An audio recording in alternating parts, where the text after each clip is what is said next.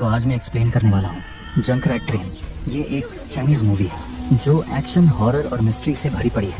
तो मूवी के शुरुआत में हम एक स्टेशन को देखते हैं जहाँ कई सारे लोग ट्रेन में चढ़ रहे थे। उस भीड़ में हम एक जेंग नामक आदमी को देखते हैं जो अपने बेटे और बेटी के साथ ट्रेन में चढ़ रहा था। तभी वहाँ एक ट्रेन आने लगती है जिसे देखकर नहीं पाते, क्योंकि इस ट्रेन के बारे में इन्हें कुछ भी पता नहीं था।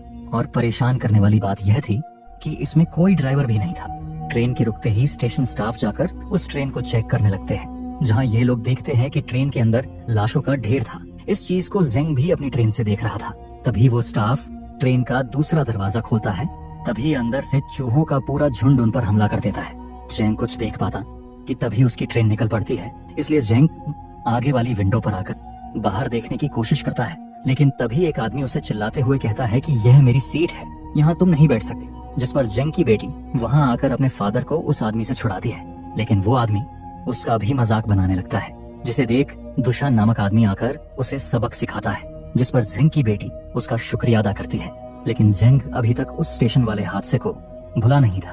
तभी उन लोगों को ट्रेन की छत से कुछ आवाजें आने लगती हैं, जहाँ हम देखते हैं कि वो आवाज ट्रेन के वेंटिलेशन से आ रही थी, क्योंकि वहाँ हजारों की संख्या में चूहे मौजूद थे।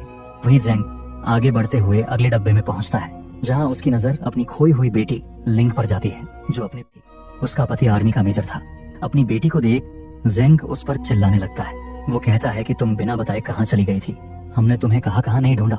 इतना कहकर जेंग अपनी बेटी को ले जाने लगता है। लेकिन तभी सोल्जर्स आकर जेंग को पकड़ लेते हैं, जिस पर लिंग का पति लिंग से जेंग के बारे में पूछता है। लेकिन लिंग उसे झूठ कहती है कि मैं इस आदमी को नहीं जानती, यह इंसान मेरे फादर नहीं है। इसलिए सोल्जर्स जेंग को एक अंधेरे कमरे में ले जाते हैं, जहां उसे हथकड़ी से बंदी बनाया जाता है। तभी उन लोगों को उस कमरे के कोने में कुछ अजीब आवाजें सुनाई देती हैं, जिसे देखने के लिए सोल्जर्स आगे बढ़ते हैं। वहां जाकर इन्हें एक आदमी दिखता है जो मरा हुआ था। लेकिन जब वो उसे पलटते हैं तो वो आदमी हजारों चूहों से लिपटा पड़ा था।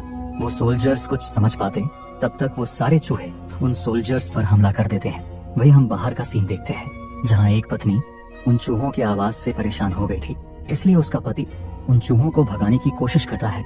लेकिन इसमें एक वेंटिलेटर खुल जाता है और सारे चूहे नीचे डब्बे में गिरने लगते हैं, जहाँ देखते ही देखते वो चूहे इन लोगों पर हमला कर देते हैं, जहाँ कुछ लोग बेरहमी से मारे जाते हैं। अब अगले डिब्बे में बैठे मेजर और सोल्जर्स को भी इस बारे में पता चल जाता है, इसलिए वो लोग ट्रेन के अगले हिस्से की ओर भागने लगते हैं। वही हम जेंग को देखते हैं, जो अब खुद को छुड़ाने की कोशिश कर रहा था, क्योंकि उसे पता था कि वो चूहे उन सोल्जर्स को मार के उसे भी मौत के घाट उतार देंगे। लेकिन वो चूहे काफी देर बाद भी जेंग की ओर नहीं बढ़ते। जेंग नोटिस करता है कि वो चूहे सूरज की रोशनी में नहीं आ रहे थे, और जेंग सूरज की रोशनी में, इसलिए वो अब तक बचा हुआ था। तभी जेंग को नीचे पड़ी हुई हथकड़ी की चाबी दिखती है, जिसकी मदद से वो आजाद होकर बाहर आता है। लेकिन बाहर आने पर वो देखता है कि उन चूहों ने डिब्बे में मौजूद सारे लोगों को मार दिया था। लेकिन वो चूहे अभी भी नीचे घूम रहे थे। पर जेंग सीट पर से कूदते हुए किसी तरह अगले डिब्बे में पहुंच जाता है। अगले डिब्बे में जाकर जेंग बाकी लोगों को भी उन जानलेवा चूहों के बारे में बताता है। लेकिन जेंग की बातें सुनकर वो लोग उसका मजाक बनाने लगते हैं, क्योंकि इन लोगों को दूसरे डिब्बे में हुए हादसे के बारे में कुछ भी नहीं पता था।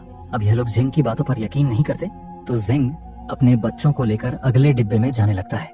तभी उसी दौरान एक घायल आदमी वहाँ आता है। उन लोगों को समझ नहीं आता कि इसके साथ हुआ क्या है। तभी उस आदमी के कपड़े के अंदर कुछ हलचल होने लगती है। ये लोग जब देखते हैं तो अंदर एक चूहा था, लेकिन देखते ही देखते वहाँ चूहों की पूरी फौज आ जाती है। जेंग तुरंत कुछ लोगों के साथ बचते हुए अगले डिब्बे में पहुंचता है, पर सारे लोग आ पाते उससे पहले ही वो चूहे उन्हें मारकर अगले डिब्बे में आने लगते हैं। इसलिए वो लोग तुरंत दरवाजे को बंद करके अगले वाले डिब्बे में जाने लगते हैं। लेकिन अगले डिब्बे में मेजर और बाकी सोल्जर्स थे, जो उन लोगों को अंदर नहीं आने देते। जिस पर लिंग को अपने पिता और भाई बहन की फिक्र होने लगती है, इसलिए वो अपने पति से उन्हें बचाने के लिए जिद करती है।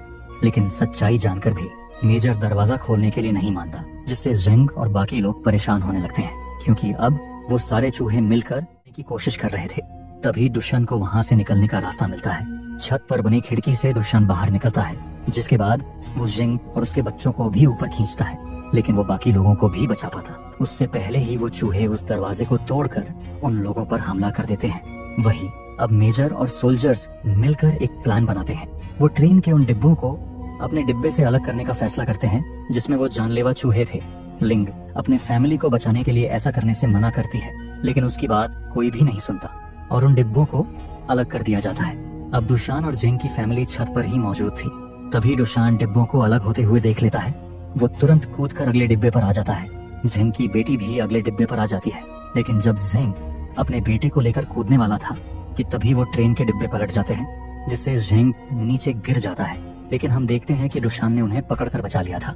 जिसके बाद यह लोग डिब्बे में पहुंचते हैं, जहां लिंग यह समझकर रो रही थी कि उसकी फैमिली निपट गई। लेकिन जब वो अपने फैमिली को जिंदा देखती है, तब जाकर उसकी जान में जान आती है, पर वो उनके पास जाने की हिम्मत नहीं करती। तभी वहां खड़ा एक पैसेंजर अचानक बेहोश हो जाता है। ये लोग जब उसकी जांच करते हैं, तब इन्हें पता चलता है कि चूहे के काटने से वो इन्फेक्टेड हो चुका था। इसलिए ट्रेन का कैप्टन इन्फेक्टेड लोगों का फैसला करता है। तभी जेंग देखता है कि उसका छोटा बेटा बीमार पड़ चुका था, क्योंकि वो भी इन्फेक्टेड हो चुका था। अब अपने बेटे को बचाने के लिए जेंग सबको एक सच्चाई बताता है। वो कहता है कि मैं हेल्थ डिपार्टमेंट में काम करता हूँ, हमें इन जानलेवा चूहों के बारे में पहले ही पता चल चुका था, जिसका हमने इलाज ढूंढ लिया है। लेकिन हम कुछ कर पाते इससे पहले ही चूहों में यह बीमारी आग की तरह फैल गई। इस बीमारी की मेडिसिन आने वाले अगले डिस्ट्रिक्ट में मौजूद एक हॉस्पिटल में है, इसलिए हमें ट्रेन अगले डिस्ट्रिक्ट में रोकनी होगी। लेकिन कैप्टन ट्रेन को रोकने के लिए बिल्कुल नहीं मानता। कोई लोग जेंग की साइड हो जाते हैं, तो कोई लोग कैप्टन की बातों से सहमत थे। लेकिन तभी कुछ बदमाश लोग कैप्टन को गन पॉइंट पर लेकर अगले डिस्ट्रिक्ट में ट्रेन रोकने के लिए उसे धमकी देते हैं, क्योंकि वो लोग भी इन्फेक्टेड थे और उन्हें भी इलाज की जरूरत थी, जिससे कैप्टन को उनकी बात माननी पड़ती है। जिसके बाद ट्रेन को अगले डिस्ट्रिक्ट में रोका जाता है। कैप्टन जेंग को 2 घंटे की मोहलत देते हुए कहता है कि अगर तुम 2 घंटे में वापस ट्रेन में नहीं आए तो हम तुम्हें छोड़कर निकल जाएंगे। जिसके बाद जेंगे अपनी बेटी, दूशन और बाकी कुछ लोगों के साथ शहर में उस हॉस्पिटल की ओर निकल पड़ता है। शहर में पहुंचकर ये लोग देखते हैं कि पूरा रास्ता लाशों से भरा हुआ था।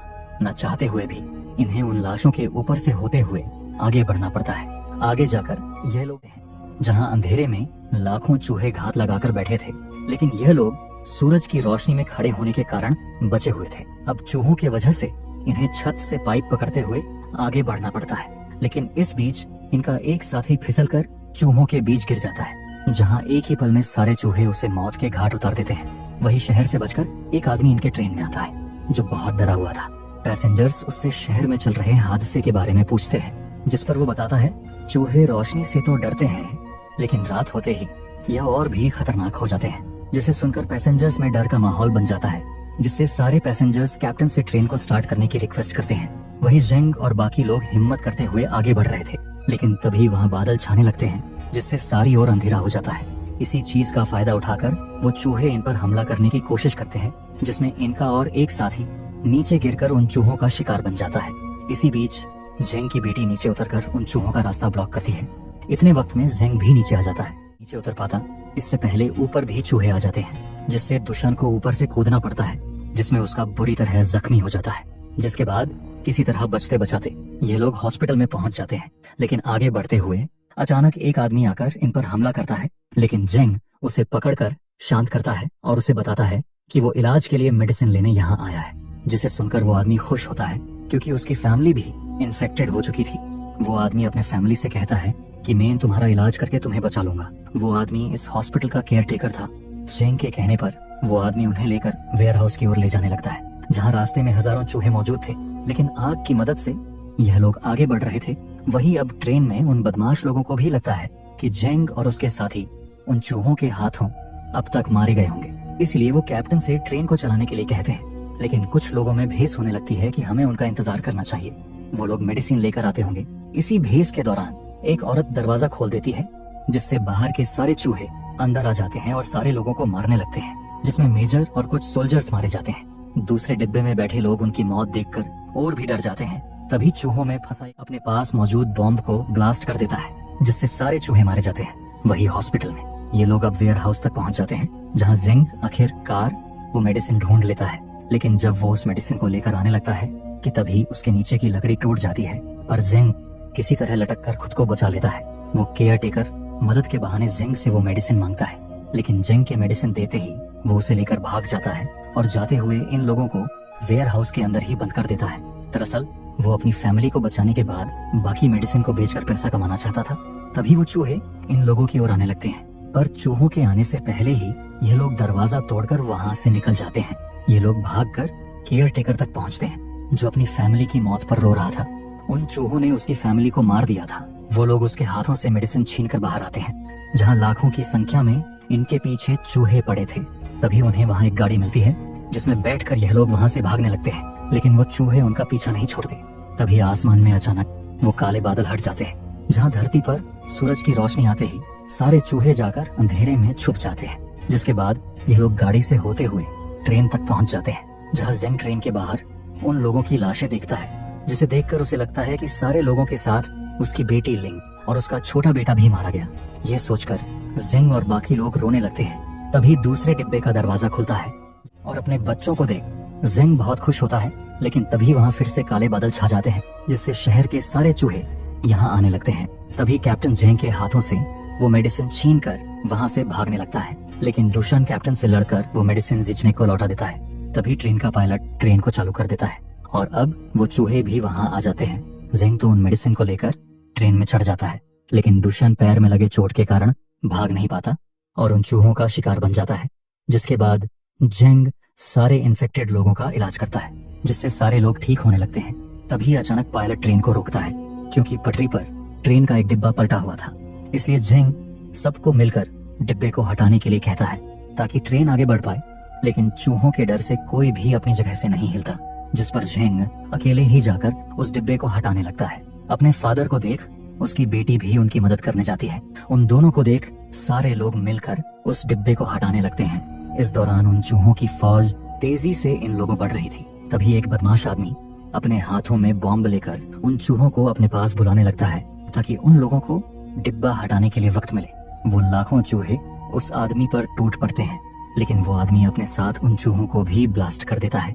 उसकी कुर्बानी देख सारे लोग उस डिब्बे को हटाने में कामयाब होते हैं। जिसके बाद सारे लोग ट्रेन में चढ़ने लगते हैं, लेकिन जेंग को पता चलता है कि आगे का ट्रैक गलत रास्ते पर स्विच है। इसलिए जेंग जाकर उस ट्रैक को सही रास्ते पर स्विच करता है और वापस ट्रेन की ओर आने लगता है। लेकिन जेंग देखता है कि स्विच खराब होने के कारण ट्रैक अपने आप चेंज हो रहा है। इसलिए जेंग स्विच को पकड़ ट्रेन सही सलामत आगे जा सके। जिसके बाद जेंग ट्रेन के पीछे भागने लगता है, इस उम्मीद में कि उन चूहों से उसकी जान बच सके। उसकी दो बेटियां हाथ बढ़ाकर उसे बचाने की कोशिश करती हैं, लेकिन जेंग भागते हुए नीचे गिर जाता है। जेंग भी समझ जाता है कि अब उसके भागने का कोई फायदा नहीं, इसलिए वो वहीं खड़े रहकर अपनी मौत का इंतजार करता है, जहां वो लाखों चूहे आकर उसे अपना शिकार बनाते हैं। अपने पिता को अपने सामने मरते देख दोनों बेटियां फुट फुट कर रोने लगती हैं और इसी डार्क सीन के साथ मूवी खत्म होती है। अगर आपको ये मूवी पसंद आई है तो वीडियो को लाइक करके चैनल को सब्सक्राइब कर देना और वीडियो कैसे लगा कमेंट में भी बता देना। हम मिलते हैं ऐसे ही किसी इंटरेस्टिंग मूवी के साथ। तब तक के लिए बाय बाय।